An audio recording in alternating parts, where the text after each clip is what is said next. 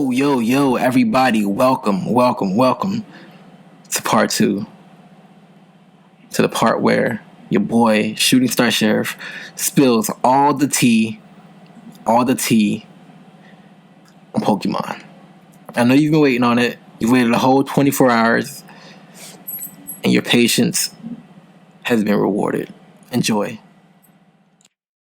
Exactly. But yeah, let's jump into this Pokemon. So, all right, guys. So, if you've been living under a rock when it comes to Pokemon for the last few months, then leave the podcast because I ain't got nothing else to tell you. But let's get the skinny. Let's get the skinny. As get the skinny, man. We were just saying everything that was so outdated. But anyway, just getting into what has been going on with Pokemon Sword and Shield. I think it was earlier last month, no, probably towards the end of last month, beginning of the new year. They announced that they were doing expansion passes for Pokemon Sword and Shield. If you haven't heard about it by now, it's basically instead of doing a third game or like a sequel type game, which they have been notorious for doing for the last like 20 years. They finally are not doing that anymore because now with the Switch, with better hardware and stuff, now we can do expansion passes. And they're finally like officially delving more into the DLC world. It's going to come with two parts. So you pay $30 for if you have Sword or Shield. So if you have Sword, you buy the Sword expansion pass. If you have Shield, you buy the Shield expansion pass. They both are individually $30. And when you buy them for $30, you get part 1 and part 2, which is part 1 is the Isle of Armor, and part 2 is the Crown Tundra, which is going to reintroduce 200 more Pokemon that'll be able to catch, or if you wait for the free update that will come out when the expansion releases, you can trade those Pokemon over from Pokemon Home for free. Well, not for free. I'll get into that, I'll get to that. You can just trade those Pokemon over, or you can trade with people who have the expansion to get access to those other 200 Pokemon. So you don't have to have the DLC, but the DLC is there to kind of expand on the game, add more features, just have the game emphasize more of what it did really well. From the looks of it, the expansions are completely all wild area for the most of it, and the wild area is the best part of the game. If anyone has played the game, they will tell you the wild area is the best part of the game for the most part. So it's just really just gonna give more storylines, more adventure, just more everything that we love about Pokemon. And a lot of people are super controversial with it because it's like, well, why couldn't you release it in the base game? Why couldn't you release it in the base game? And honestly, this is an argument that everyone has when the matter of DLC comes to any game. It's not just, I just got done playing Kingdom Hearts Remind, and Kingdom Hearts Remind, I'm going through the data battles right now, just if you want to know what I was playing. But just for the topic of DLC in general. But a lot of people are like, oh, it wasn't in the base game. Guys, it's 2020. None of your games are released fully finished. Get over yourself. At me, don't at me. Like, sorry to be so straight up, but it's true. Games don't come out finished. Like, you should be happy that we live in an age where games can get patches and updates like that. Like, I'm snapping my fingers. You probably didn't hear it, but games can be updated so easily now. So, and it's cooler now because we live in an age where our voices are heard way more now because of social media, because of, the internet and YouTube and YouTubers and influencers. Like, so you act like these companies don't hear us, and they do, because if they didn't, we wouldn't get like certain DLCs and certain patch updates for things. So, which I guess it kind of leads into like the whole, well, why did they add now there's a paywall behind 200 Pokemon? No, there isn't, because there's a free update that lets you just trade them over with someone who either paid for the expansion pass, or guess what? All those Pokemon you traded over, put them in Pokemon Home, and then just put them on your game. So, I don't know what to tell you. Now, with Pokemon Home, which I'm going to get into that because that's a little more recent, Pokemon Home will now be the de facto. Why am I holding my mic? I'm holding my mic like I'm a sports soundcaster. What am I doing? Let me put this down real quick. Post editing Keon, if you hear me moving the mic, I'm sorry. So if you so with Pokemon Home, as you can it is a subscription service that you can either pay, I think, once a month, every 3 months, or it's like every 3 to 6 months, and then there's the yearly package where you pay once a year. Where if you play Pokemon Home for free, Pokemon Home will have a free version. It only lets you deposit 30 Pokemon at a time and transfers them over. Whereas if you pay any sum of money, if you actually step up and pay for Pokemon Home, you get access to 6,000 Pokemon that you can store and transfer over to your games. And it's kind of funny that they made the free version so limiting because everyone debates, and I understand where this debate is coming from. Trading Pokemon has always been a part of the games. It's always been a free thing to do in the games, which I do understand that. I understand that trading has always been a core like part of Pokemon, but like you have to understand. Like I understand people are like, well, oh well, and I was. And like you have to understand, these are features that like they're trying to roll out to just they want to try and make, because like that whole like the whole trading process and the global trade station, yes, those were all bundled in the game, but like it's really cool now that we're sitting like now we can have GTS like on our phone, and we can like trade from our phone, and like you can take Pokemon from pretty much all your games. You have to put them in Pokemon Bank, and then you can transfer them from Pokemon Bank into Pokemon Home. So that's gonna be that'll be a thing, but it's $16 a year, which if you do the math, it's only like pennies a month or something like that. To have Pokemon Home for the entire year, and people are like, "This is Pokemon just monetizing, Pokemon just doing this." But honestly, if Pokemon Home goes forward and that's like the centralized location for trading and transferring, then it'll be nice, because instead of having to always have like, okay, I have to take all my Pokemon from the previous game and then load them into the next game, now they just go straight to home, and then they'll be readily available no matter what the generation is.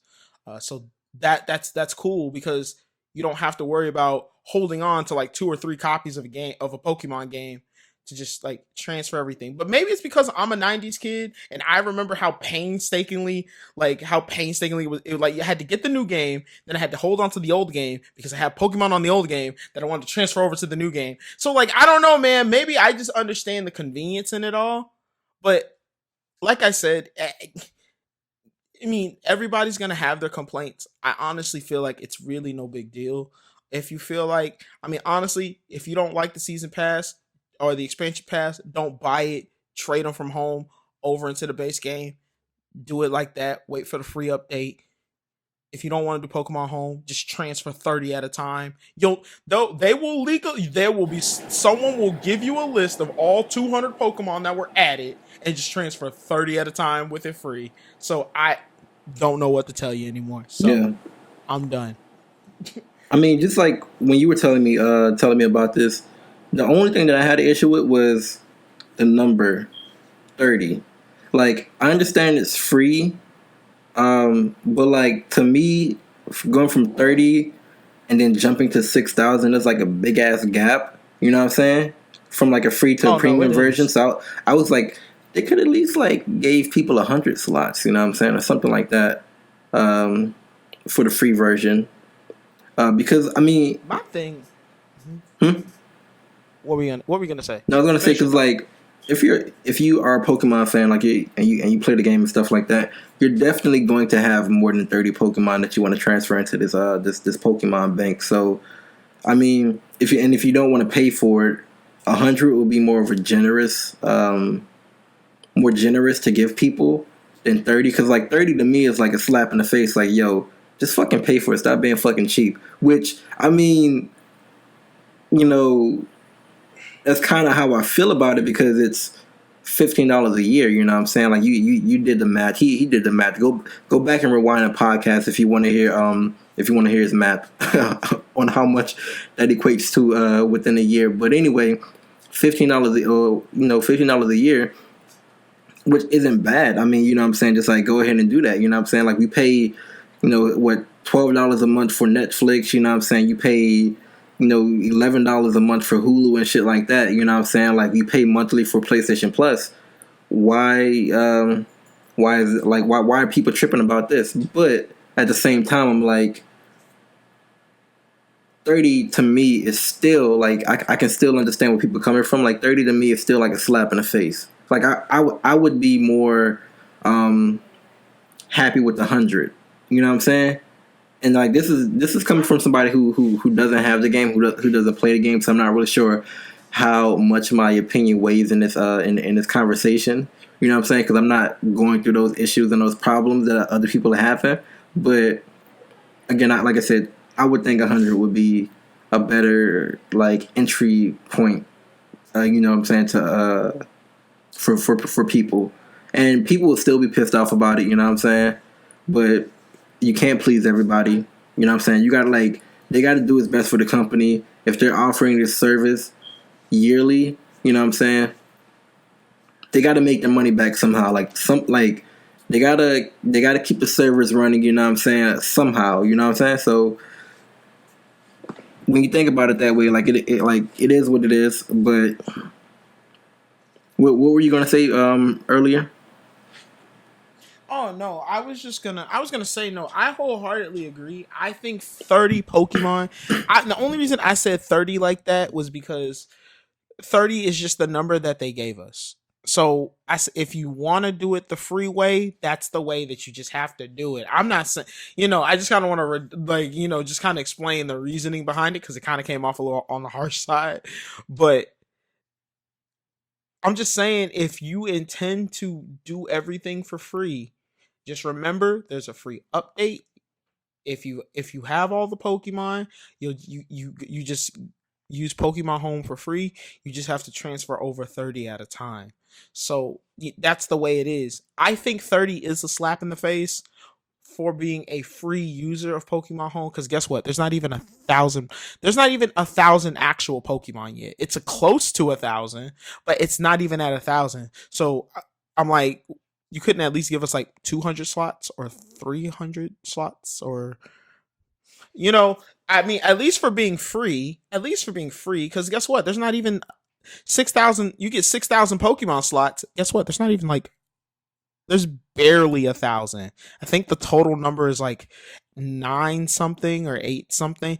I don't know. I have to double check. Hey, post editing Keon, could you actually put an actual number on screen for those who watch the YouTube? Okay, thank you. But anyway, but yeah, honestly, that's just the way it is. I mean, if I feel like if maybe Game Freak will listen to the complaints, maybe they'll up the number. We just have to wait and see. But honestly, I am for the expansion pass. I'd rather pay $30 for an expansion pass than pay another 60 for a game. I mean, I understand Pokemon Home is more expensive than Pokemon Bank, but Pokemon Home is not just going to be storage. It's going to be improved GTS features. You're going to be able to do a lot of the trading now from the mobile app as well, which that's completely new. That's That's like a next new level thing. right there. That is next level. I just wanted to Like you chime in can and say like I that. can No, yeah, no, that's dope. Being able to have the Pokemon Home app on your phone and be able to be like, hey, I want to trade Pokemon with somebody, and I don't even have to have the game booted up on my Switch. That's kind of dope. And there's still trading features in in Pokemon Sword and Shield too. So you're just getting more options, and instead of trading just one Pokemon at a time, you can trade like boxes and stuff like that now. So they've really made it a little more robust, because some of the things you can do at home you could never do with any of the previous installments. So I think I think the $16 a month, I think at first it was definitely kind of like a shock factor to a lot of people, because And the first thing everyone compared it to is Pokemon Bank. Pokemon Bank was only $5 a month, but at the same time, Pokemon Bank did not come with nearly half of those features that Pokemon Home is coming with. So you kind of have to step back and to kind of look at it. You kind of have to look at it. So it's one of those things. It's like if you're not a diehard Pokemon fan, just do it for free.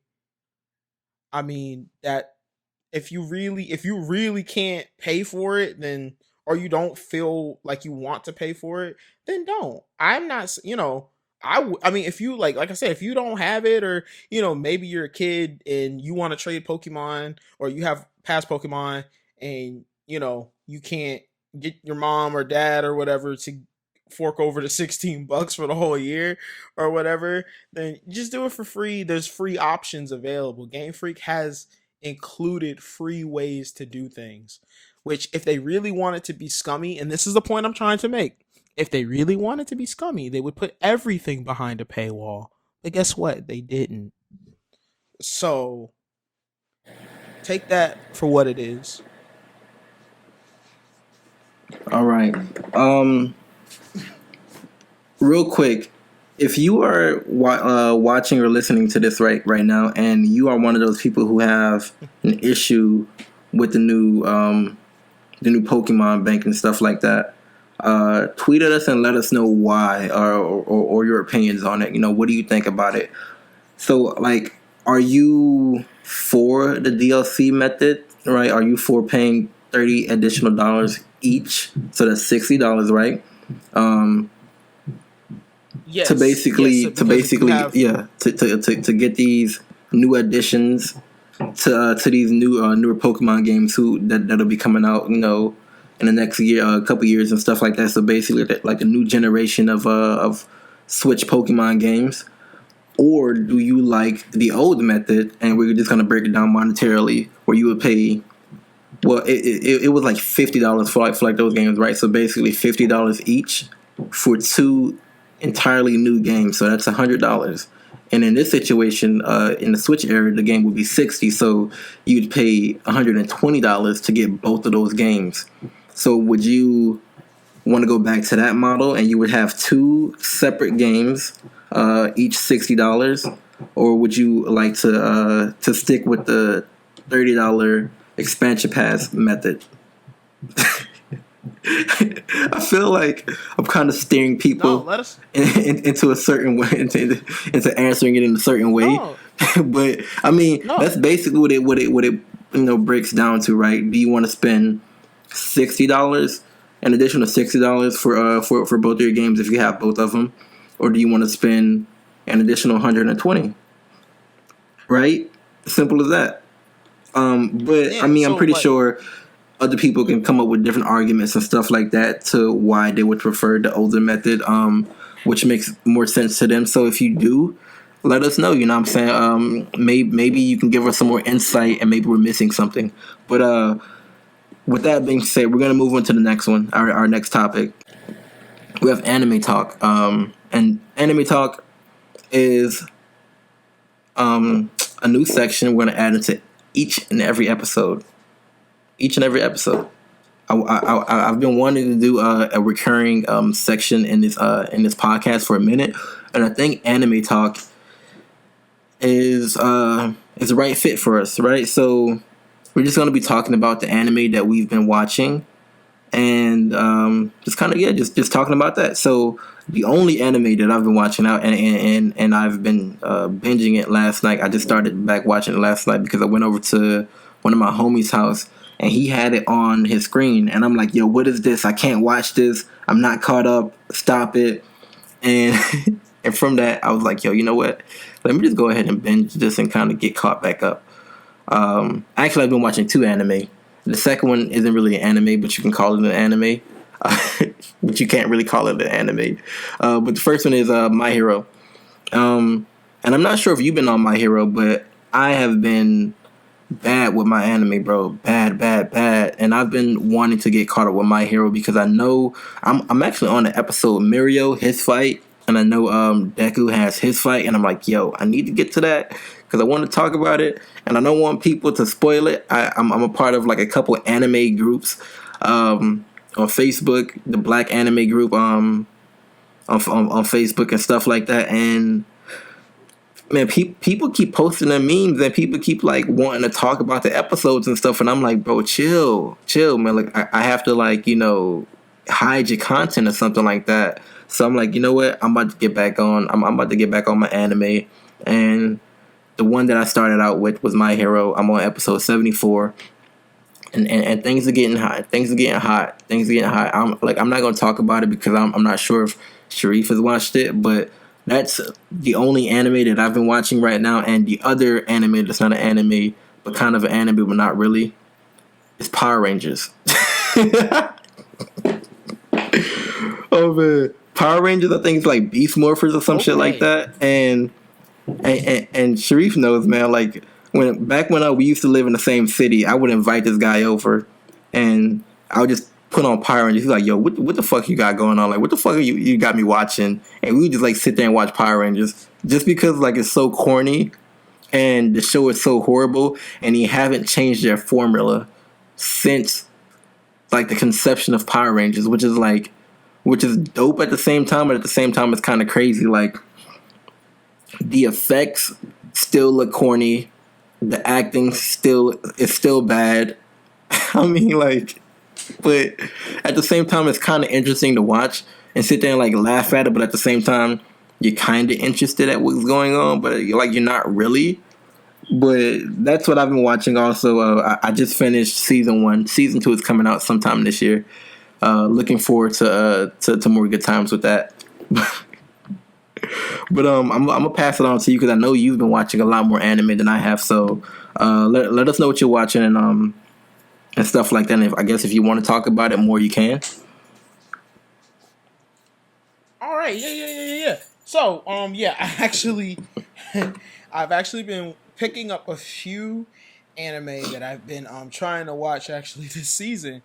Yes, I am currently watching My Hero. My Hero actually continued. I thought it was gonna end with the current. I thought it was gonna end after a certain fight, but they decided to keep it going, which I'm actually surprised. I thought it was gonna end after that season, after that arc there, but. I'm not gonna say anything because I don't want to spoil anything. Okay, yeah, cool. So you're Hero. further along than me. So I'm not trying to spoil it for my boy over here. You like, no, nigga, like I'm not trying to spoil it for you. Yeah, no, I'm good, man. I've been watching. It's actually been funny because I'm a huge fan of like comedy, like centric anime. I really like fun stuff. Something to laugh at. I've been watching actually a lot of what a new anime called uh the name of the title is so long, so I just call it the science anime, but it's called Science Fell in Love, so I tried to prove it. Which the premise is that it's basically centered around these four about four or five college these four or five college students. They work at they work at this like lab or whatever. They're like science majors or whatever, so they're huge nerds basically. And shout out, they're all in college, so we actually don't get a teenage protagonist for a change. But one of the girls confesses to one of the guys. She was like, "I think I might be in love with you." But the thing is they want to prove everything with science. So it's a comedy because it's it's a comedy about these two people that are in they think they're in love with each other, but they're trying to use science. They're trying to use something rational to explain something that is irrational.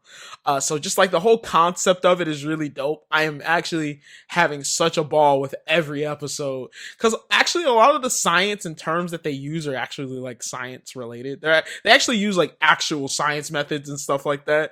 So it's actually somewhat educational to a point, but it's a load of fun. It's definitely one of my highlights of what I've been watching currently. So yeah, it's if you want to watch it, it's up on Crunchyroll. It's called Science Fell in Love, so I tried to prove it. So that was really good. On what, oh, man, Another one that I'm watching, it's actually really cool. It's called Inspector. It's about this girl who is kind of into like she's into yokai and spirits and stuff because she's kind of like a spirit medium. She can like see she can talk to dead people, bro. That's all I'm trying to say. She had this weird altercation when she was like a little girl. To become like to be a spirit medium, she lost like the spirits like took one of her legs and one of her eyes. So she actually has like a glass eye and like she uses like a prosthetic leg. But she ends up she ends up really liking like this one guy, and then she ends up really like liking this one guy, and they end up going on these like weird supernatural like mysteries together. So it's kind of like a cross between like it's kind of like a romance, kind of supernaturally. It's kind of like it's kind of like a mystery, and they kind of go on mysteries together. It's called Inspector. It's actually really cool. I've been enjoying it. I'm like 2-3 episodes in. That one's also really really dope. So it's basically like kind of like Scooby Doo, but without the other without the crew and without the dog. Without basically, basically, and with a more anime aesthetic. So take that for what you will. Take that for what you will. I mean, I've been watching Black Clover. I love the hell out of Black Clover. If you want to talk about some other stuff I've been watching, Black Clover is really good if you're looking for a good action one. If you guys didn't get on Fire Force is also really really good. I know that's from the last season of anime, but yeah, Fire Force is really really good. I finished it, waiting for a second season. But Fire Force is also really, really good. So that's just a few of the things that I have been watching. I know I've heard about like Doctor Stone. Haven't gotten to Doctor Stone yet, admittedly. I'm a huge One Piece fan, so I watch One Piece constantly. That's kind of like a thing. It's like a thing that I watch, and you should know. If you know me, I watch it. Like so. But honestly, Fire Force, Black Clover, My Hero, and Inspector and Science fell in love, so I tried to prove it. Those are really good. Definitely check those out. If you have any recommendations for any anime that you were watching, please leave it in the comment section below. If you're on YouTube, if you're Spotify listeners or anything else, please tweet at us at NerdShitDaily. And let us know add us. Let us know what you're watching. I'm watching everything on Crunchyroll, so Yeah, no, please let us know what you're watching, because your boy, like I said, I need to get back on my anime. I not tweeted. I don't know why I said tweeted. I put out on my Facebook yesterday because everybody's watching this new show called You, and every time I talk to somebody, man, they're like, "Oh my god, have you watched You? It's so good. Oh my god." Like, and people are like, "Have you watched Power? Oh my god, it's so good." And I'm just like, no, I'm watching other shows. Like, I just got done watching Watchmen. I was watching The Witcher 3. No, not The Witcher. I'm tripping. I was playing The Witcher 3. I was watching The Witcher on Netflix, and watching other shows. And I put out on Facebook. I was like, no, I have not seen that show that is so popular that you and everybody else love. I'm watching anime right now. I need to get caught up. so help your boy out. Help your boy out and tweet at us or comment down below some anime that we should watch. And if you do, who knows? Maybe we'll watch it and we'll talk about it in the podcast on our anime talk. But yeah, that's that. Anyway, let's get into our last segment. And we're gonna talk about GameStop. So I was on Twitter, right? And I was just scrolling, and I saw these pictures, and I sent it to my boy. I texted to him, no context. I was like, and then later that day we got on the phone and we were talking about it, but I sent it to him, no context.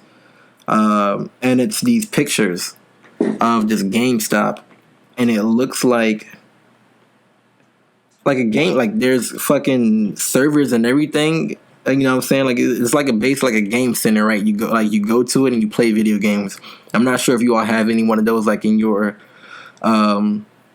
city or whatever or wherever you're at, but it looks kind of dope. You know what I'm saying?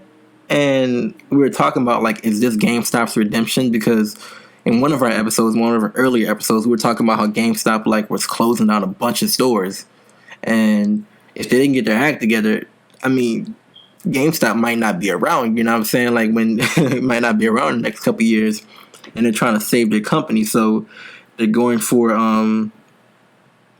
they're going in a new direction, which to me it looks like the right direction, but it depends on how they execute it. And what I mean by that is like, you know, and we were talking about this, like, how are they going to monetize this? You know what I'm saying? Because GameStop, me personally, I don't like to go to GameStop because every time you go in there, somebody's like breathing down your neck, like, oh my God, you want to get a Power Rewards card? Come on now, man. Come on. Like, you need to get this card. Come on now. You need to get this card. You need it. Man, look, you stepped in GameStop 5 times this year. You know what I'm saying? You know what I mean? It's how much money you could have saved if you got this rewards card. It pays for itself, bro. It pays for itself. I need you to buy this. You like, no, bro, no. They ask you like 50 times, and then they get mad when you don't want to buy it. You know, you like, yo, I just came in here, you know what I'm saying, to fucking get a card for my little cousin. You know what I'm saying? Like that's all I wanted. You know, then they're like, no, man, you need this card. Like, you need this Pirates Pro or membership. You know, so I don't like going there because of that bad experiences as far as like going to the GameStop and, you know, like stuff like that, right? But so, what direction are they going to go with this new thing, right? Like, I think there's a party going on. You know what I'm saying? Like, GameStop is hosting parties now.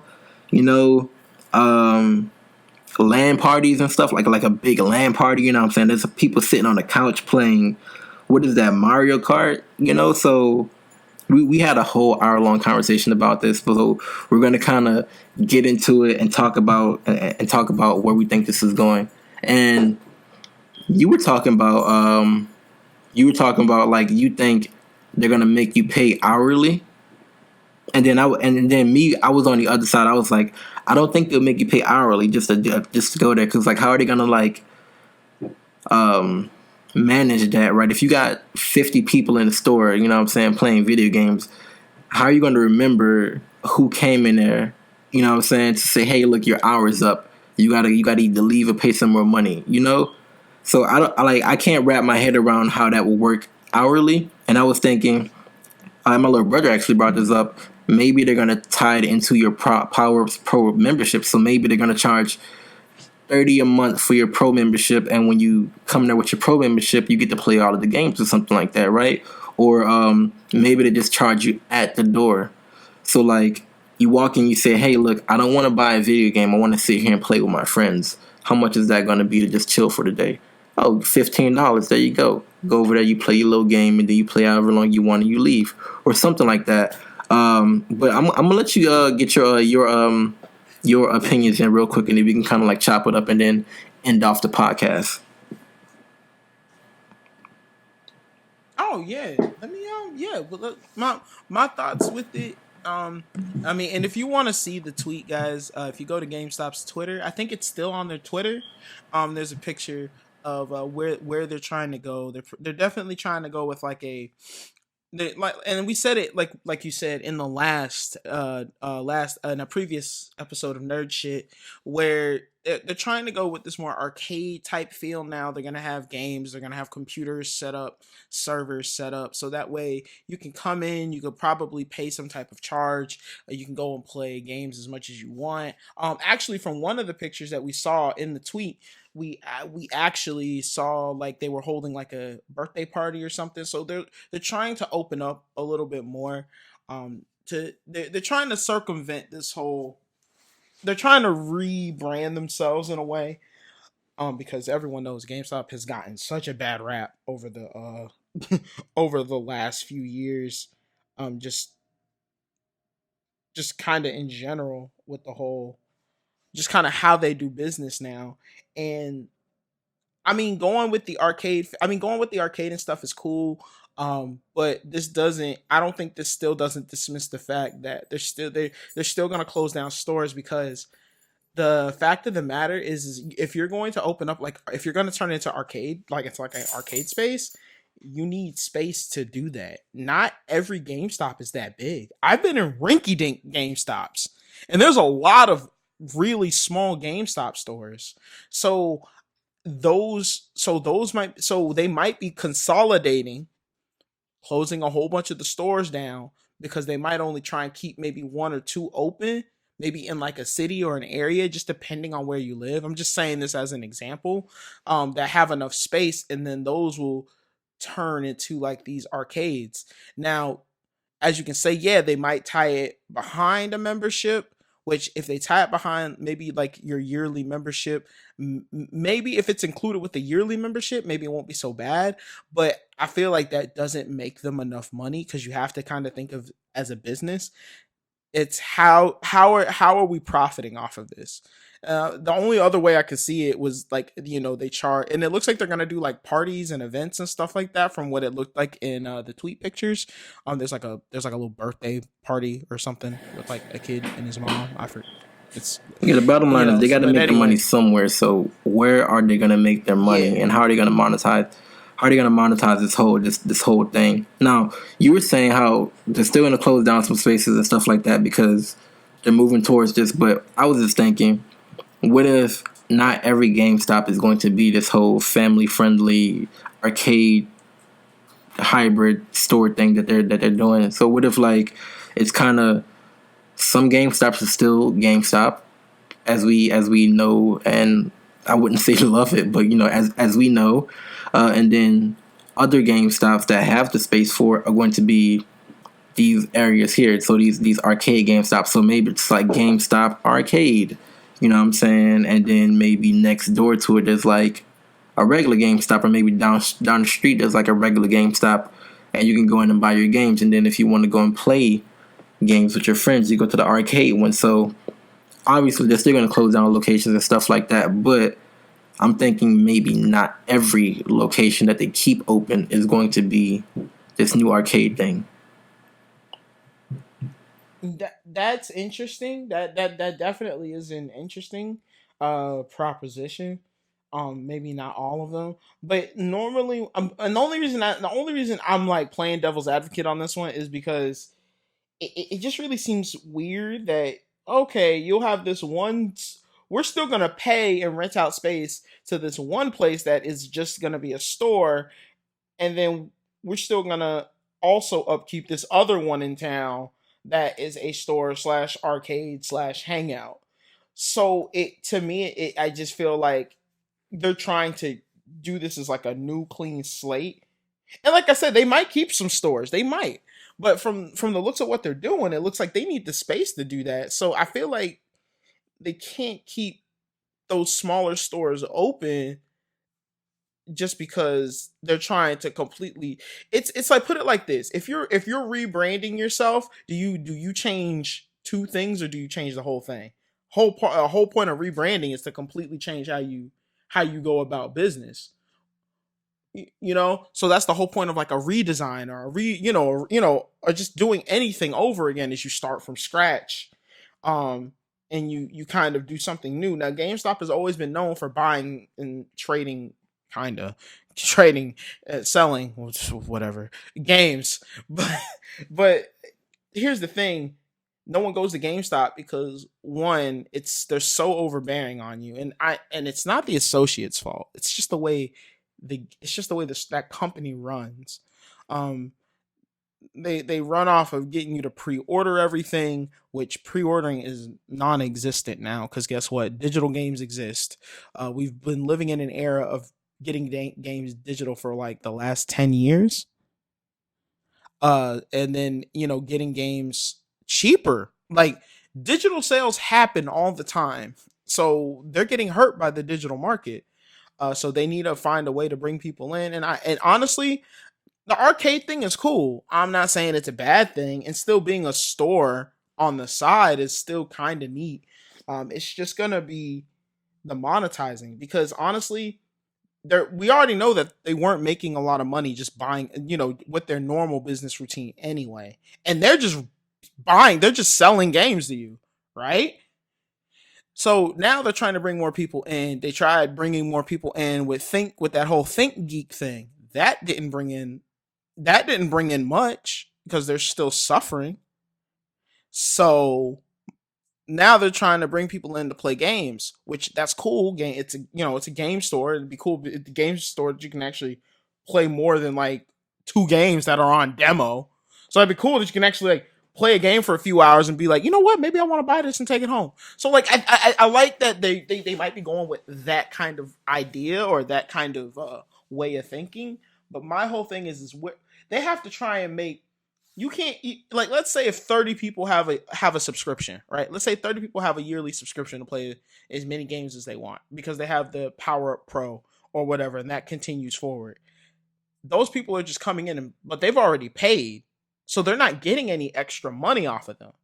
So it's gonna have to tie into like it being like a monthly service, or maybe it's just gonna be a thing that like you come in, you pay like a rate to play for like an hour, 2 hours, because it's you they have to kind of keep the money coming in some kind of way, because it's not just gonna be game sales anymore. Now you're talking game sales. Even if they still do like the trading and stuff like that, and then on top of that, now they're gonna have this whole arcade business. So I don't know, man. It really seems like they're gonna have to consolidate to save money so they can spend more money on making those rebranded, those newer locations. But it's interesting. Like I said, like all this stuff that we're talking about now, this is purely speculation. Honestly, it's probably still gonna be another year or two before we even see the change in like a whole bunch of stores. But if they're already falling down the rabbit hole and they're losing money, are they even going to be around in another few years so we can even see this change happen? That's kind of where I'm at with it. Because if they keep on the rate, if they stay on the rate that they're going, and digital sales are only getting better. I mean, PlayStation does a digital sale every month now. Oh, I would Every love to month see those they numbers. have new I'm digital. pretty sure the numbers are outstanding as far as like digital copies versus physical sales. Like the only people who get physical copies are the people who get them on Christmas, and their grandma probably went to the store asking, "What's that new shooting game called that my grandson plays? I want to get that game for him." no, let me chill. Let me chill. But I mean, people still buy physical copies. Like if like I know I'm pretty sure you're probably going to get a physical copy of the Royal Edition of Persona 5, and that's because you really enjoy that game, and you want a physical copy, maybe as like a fucking statue on your desk or some shit like that. You know what I'm saying? So people still get physical copies. Me personally, my PlayStation is being an asshole, and every so often it spits out my disc. And it doesn't matter if I'm playing the game, if the game is in rest mode or whatever. Like sometimes it just spits it out, and the disk drive just doesn't work for a little bit. So I'm like, all my games are going to be digital now. You know what I'm saying? Like, I'm even considering buying Dragon Ball Fighters while it's on sale for $12. I think it's still on sale, and just rebuying that. Like, I have a physical copy of it, but my disc drive, you know, ain't loyal. I can't trust her. You know what I'm saying? She might spit out my disc while I'm in the middle of a rank match, make me look like a rage quitter. That happened once. I don't like that. So I'm buying digital. You know what I mean? So, I'm pretty sure that over the years, digital sales are just like destroying physical sales, and that's just me without looking at the actual numbers. I could be wrong, but I could be right. No, no, no. And I honestly think that what's and honestly, it's just the truth, man. I don't buy a physical copy of a game unless I need it, or I just want a physical copy. The I mean, I can tell you the games I own physical. I'm looking at them now. It's less than five, or it might be right at five actually. Hold on, I lied. Because I'm looking at some physical copies for my Switch games, and I'm just like, wait, okay, that's a lie, but that's because I have a Switch Lite, so I'm more obligated to buy physical copies with the Switch Lite. But that's not the point. The point is when it comes to just digital games in general, bro, they're always on sale. They're cheap, and like they like honestly. When was the last time you walked into a GameStop and they had an actual sale? Like games 25 to 30% off. Like when have you ever walked into a GameStop and they've had a sale? Fucking never. That's why I heard the silence. It's a podcast. There's no audience. That's the joke. But anyway, that's the joke. If you got it, you got it. If you didn't, I'm sorry, but that's if you didn't know, I'll explain it and make it more awkward. But exactly, awkwardness. That's what I'm good at. But no, but I'm just making that point. You know what I mean? GameStop never has sales on games, and guess what? I hop on PSN or I hop on Nintendo eShop. There are always sales on games, man. There are always sales on games. And they're on, bro, Dragon Ball FighterZ on the Switch was $15. At one point, they had a sale.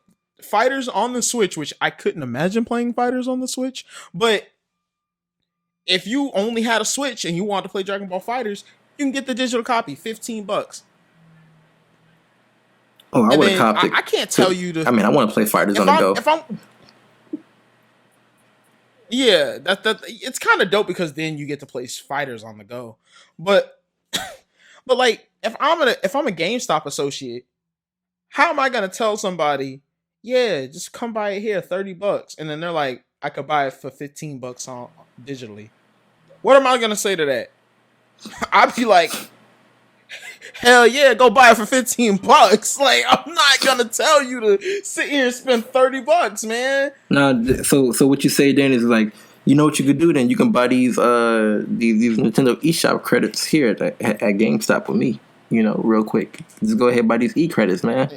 Go ahead and buy it online, but just buy these e-credits from me. Like, but I have my debit card linked to my account. Because then, yeah, I got my card linked to my account, so don't worry. I'm out. Bye. Like, but what about security though? Like, I'm just coming up with like coming up with like sales rebuttals and stuff like that. No, but like we're just GameStop's got to change. Like, is this change gonna save them? That's basically what I'm trying to get at. Like, are we even gonna be able? Are they gonna be financially okay in maybe another year or two before we even see this change? Are they gonna even be good? Because think about it, people don't even like going in that store anymore. I don't like going in that store anymore. I will buy a game at a Walmart before I go into a GameStop, and I hate Walmart. Well, I said hate with a lot of passion. My dude over here, man, about to like get real passionate over there. This is an anime monologue now. I hate. No, man, I know, right? But I'm just saying, like, I just don't like their business practices, like, at all. Like, I don't. I'd rather just mind my business, walk into a Walmart, buy it, and just buy the game I want and just leave. Because I know they're not going to hassle me. That's what we're at. That's the point that I'm at now. I don't want to be hassled about a game anymore. I don't want to be hassled for a pre-order. I don't want to be hassled for a membership to a Game Informer that I don't like, that for emails that I don't even read, because guess what? I'm subscribed to gaming channels on YouTube and I'd rather watch the video about the information. So it's just everything that they do is so outdated. The GameStop's business model is outdated. We're in 2020 and they're not taking advantage of what everybody else is doing and doing it better. That's the issue.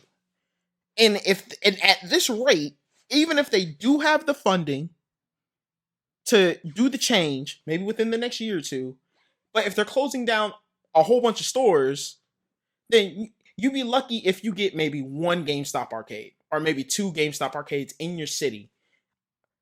I mean, I live in Orlando. There'll probably be one or two here. Because this is a big city. But let's say if you live in a smaller town and maybe there's only one GameStop in town and that GameStop gets closed, then what do you do? I mean, like you do what you've been doing. You know what I'm saying? You go to Walmart and you buy your games. Or you go to Best Buy, you fucking go in the store and you buy your games. We were talking about this, and I think I want to close it out with this here. How there are so many different, like, cool stuff is in Orlando. Cool stuff is a place where you go, you play card games, you hang out with your friends and stuff like that, right? And there's the other arcade in the city. You know what it's called. I don't know what it's called. I forgot. I've only been there one time, but you know what it is. And it's basically a literal old school arcade. You walk in there. There's arcade games all over. You play those. You go into the back room. There's fucking TVs set up with Xboxes and PlayStations and Switches. And you get to play the games with your friends. And you hang out. And I think you pay them $15 to hang out. And it's open till like 4 or 5 o'clock in the morning. It attracts an older crowd. If you want to, you can grab a beer and play video games with your buddies. I doubt GameStop will allow you to drink beers in their establishments. But what I'm getting at is, for people and places that have these arcades and that have these little these game venues and places where they go and hang out. And maybe even run tournaments and stuff like that. Because I already know GameStop, they're gonna start running tournaments, maybe fighting game tournaments and stuff like that at their stores. Because they do it on like Smash Night and stuff like that. Like when Smash came out, I remember when I was in Orlando, the GameStop around the corner from my house, they were actually running a Smash tournament in front of their store. So I know they're gonna start doing stuff like that. But there are places here in the city I live in. I know in Orlando that does tournaments. Like there's this place right down the street from my house. They do tournaments every week, Friday, Saturday, and Sunday. And I think like Sunday is Tekken night. Saturday is, I think, maybe Street Fighter or something like that. But anyway, or maybe it's Mortal Kombat. But anyway, they do these tournaments already, and people already have these places that they enjoy going to, and they're locally owned. You know what I'm saying? So, who's the person that's going to say, I'm not going to go to this locally owned place that I've been going to for years and that I enjoy going to with my friends? I'm just going to go to a GameStop and do all of the stuff that I've been doing at these places. Now, GameStop is doing it on a more global level. So there's definitely room for GameStop to open up in places where these experiences aren't available. But for the most part, like if you live in a city that has this already, what's the incentive to go to GameStop and do all of this stuff? You know what I mean? Exactly. That's and like I said, I know not everybody has the option. But definitely consider it. If you live in a bigger city and there are options, then yeah, the GameStop thing doesn't affect you. Or maybe you just don't like GameStop and you don't shop there. So maybe this what we're talking about doesn't affect you. But if you really live in a small town and you don't have a lot of game options, maybe this whole GameStop thing affects you. So please tweet at us at Nerd Shit Daily. Let us know how you feel about it. Let us know if you like GameStop, if you don't like GameStop, if you're like maybe you're like me, maybe you don't care for it, or maybe not that you don't care for GameStop, but maybe you just. I remember GameStop being so great when I was a kid, and it's just kind of sad to see what it is now. Yo, when no, go into it. I was gonna say, like, as a kid, you'd always ask your parents, "Oh, can we stop at GameStop? Can we go?" And like, you would spend hours in GameStop just looking at the games that they have on the wall, just like trying to figure out which one you want. You know what I'm saying? Or just like, kind of maybe GameStop is trying to bring that nostalgic feeling back, but in a different way. But yeah. But yeah, just let us know, man. Just let us know, guys. I know everybody has a different situation when it comes to where they live and what they have access to. So I want to hear it from all sides. Please tweet at us at Nerd Shit Daily. If you are a Spotify, Apple Podcast, if I'm saying that right. If you're not, if you want to interact with us and keep the show, keep the nerd shit talk after the podcast ends, please tweet at us at Nerd Shit Daily. If you're on YouTube, keep the conversation going in the comment section. But I think that's all I have to say. Yeah, awesome. Again, I mean, you already closed it out. I was about to close it out, but you already closed it out. So I mean, what he said. Anyway, thank you all for watching. Catch y'all on the next one. Peace.